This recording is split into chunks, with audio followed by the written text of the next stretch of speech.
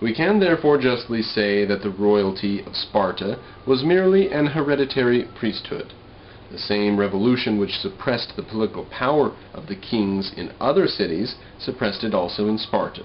The power belonged really to the Senate, which directed, and to the ephors, who executed. The kings, in all that did not concern religion, obeyed the ephors. Herodotus could therefore say that Sparta did not know the monarchical regime, and Aristotle that the government of Sparta was an aristocracy.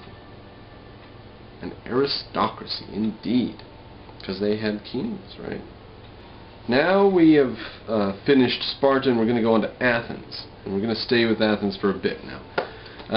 A certain number of families, independent and without any bond of union among them, occupied the country. Later these families were united in groups, and from their association grew the Athenian city. The great work of completing the unity of Attica is attributed to Theseus. Go ahead and look at your map and see what Attica is there. But the traditions add, and we can easily believe, that Theseus must have met with strong resistance. Let me skip a bit. There were some Eupatrids, who by hereditary right held the supreme authority in their tribe, and these powerful Eupatrids, local nobles, agreed to associate for the purpose of forming a city only after the stipulation that the government should be really a federative situation, and that each one of themselves should have part in it. So they said, we'll only give up power if we each get a say in the end result. There was indeed a supreme king, but as soon as the common interest was at stake, the assembly of the chiefs was convoked, and nothing of importance could be done without the consent of this species of a senate. So they might have just stayed warring tribes, but the guy, Theseus, supposedly who was putting it all together, got everyone to say, well, if I get a say in an assembly, then I'll give up certain powers of my tribe. So they went ahead and tried it. These traditions in the language of succeeding generations were expressed somewhat after this manner. Quote, Theseus changed the government of Athens from a monarchy to a republic. End quote. This is the account of Aristotle, Isocrates, Demosthenes, and Plutarch. In this somewhat deceptive statement there is a foundation of truth. Theseus did, indeed, as tradition says, restore the sovereign authority to the hands of the people. I mean, did the people ever have sovereign authority? Maybe back when they were apes, but have you ever seen a tribe of apes? There is one alpha male that beats the hell up of males and females in the tribe. So there was never sovereign authority of the people. It had to be figured out by the Greeks. This people, or political body, was then no other than an aristocracy, that is to say, the entire body of the chiefs of the tribe or village or whichever. So it can be derided as being nothing but rule of a new aristocracy, but it was a step in the right direction. It's obvious, I think, to check the power of the king it's like the Parliament in England. The Parliament in England was local appointed nobles, or whichever, in the earliest days. So had to start somewhere. Theseus, in establishing this assembly, was not necessarily an innovator. In spite of him, the formation of the great Athenian unity changed the conditions of the government. As soon as these Eupatrids, whose authority remained intact in the families, were united in the same city, they formed a very powerful body, which had its rights and might make its claims. The king of the little rock of Cecrops, Kekrops, or Cecrops, or Kesrops, became the king of all Attica. But instead of being, as in his little village, an absolute king, he was now only the chief of a federative state, that is to say, the first among equals. So I guess the question had to be posed to him: do you please to be the big fish in the little pond, or the medium-sized fish in the big pond, maybe, something like that. A conflict between this aristocracy and royalty could not be long delayed. The Eupatrids regretted the really royal power which each one of them had previously exercised in his village. It appears that these warrior priests placed religion in the front rank and pretended that the authority of the local worships had been diminished.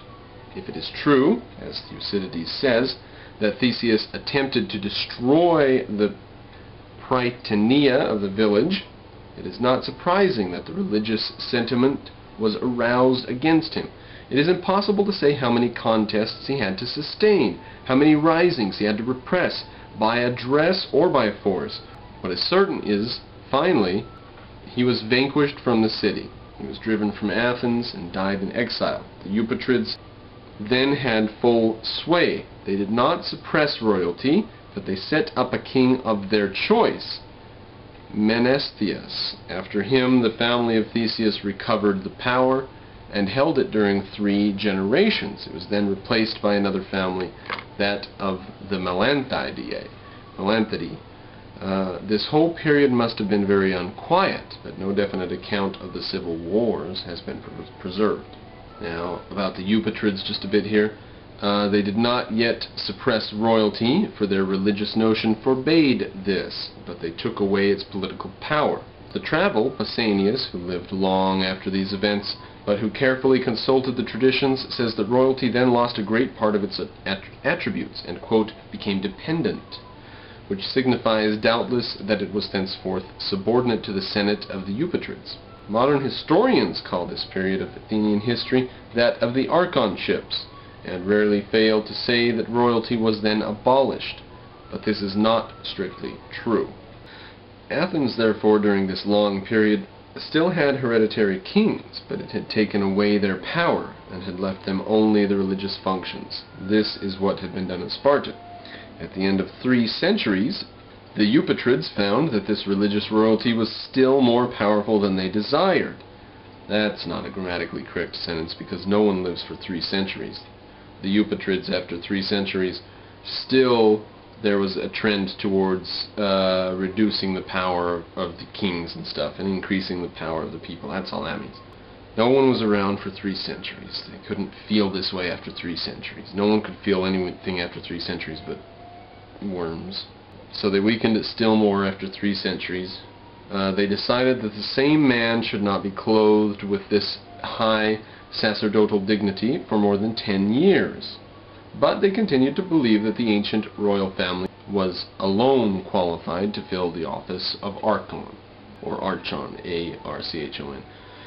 About 40 years passed thus, but one day the royal family was stained with a crime. There are pivotal events in history. And all you can say is that up till that day it was one situation, and after that day it was another, and that day, or that week, or month, or year, or whatever, but usually it's a day or a short period of time. Pearl Harbor, and things like that. There's some sort of a scandal. Some scandal people didn't care for. The royal family was stained with a crime, and men thought that it could no longer fill the priestly office. That's from Heraclides of Pontus and Nicholas of Damascus, Fragments 51. So they thought they're stained, they can't fill this religious royal office anymore, and thenceforth the archons should be chosen outside of this family, and this dignity should be accessible to all the Eupatrids. It's just another step in the evolution of bringing the power to the people. 40 years later, in order to enfeeble this royalty, or to distribute it into more hands, they made it annual instead of every decade, and divided it into 2 distinct magistracies. Up to that time, the Archon was at the same time king, but thenceforth these 2 titles were separated. A magistrate called an Archon and another magistrate called a king shared the attributes of the ancient religious royalty. Everything in which religion was interested devolved upon the Archon. The duty of offering the solemn sacrifices and that of judging cases of impiety were reserved to the kings. Thus the title of a king, a sacred title which was necessary to religion, was perpetuated in the city with the sacrifices and the national worship. The king and the Archon, together with the polemarch and the 6th sestmote, Thesmotae,